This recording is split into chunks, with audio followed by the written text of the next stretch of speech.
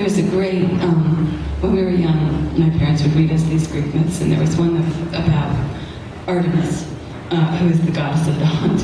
And we loved that one. It was really gross. She caught this guy, this guy was looking at her bathing, and so she punished him, a hunter. She punished him by turning him into a stag who was killed by his own hunting party. And that's really awful. And we're like, read it again. So years later, I was thinking, as I thought about each of these stories and each of these sort of characters, I thought about, I went to a party, and I met this guy, and we went home together. No, I'm just kidding. I'm married. But he was kind of older, and I said, you are sort of the head of this hunting group. It's a thing, right? I mean, you do this thing, and you take it really seriously. And said, oh yeah, we track, but scat, and when they rub against the bark, and it was really pretty entrancing the way you talked about it. And you said, when you see acorns that they've, big piles of acorns, that's sort of where they've been because they love acorns. And he said, we really believe that we're doing something important because there's an overpopulation of deer. And, otherwise, if we didn't hunt them, they would starve. And that's a worse way to go. And so I was kind of spellbound. And after he told me this, I remembered when I was up in Vermont with a boyfriend of yore, and I remember there was a general store, and out of the store came these guys, with the camel and the orange hats, and and under one arm there was all this ammo, and under this other arm was a lot of beer, and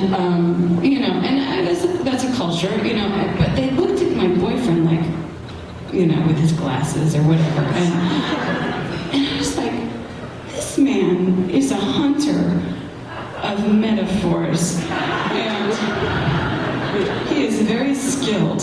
You're a counterfeit. Suddenly, as I was writing the song, I sensed that kind of discerning. Artemis is seen as this virgin goddess, this very aloof, cold, cruel goddess. But I sort of sensed her saying, some people understand, some people don't understand. And so I was thinking about that. I was thinking about that protector. And I wrote this song called Crystal Creek.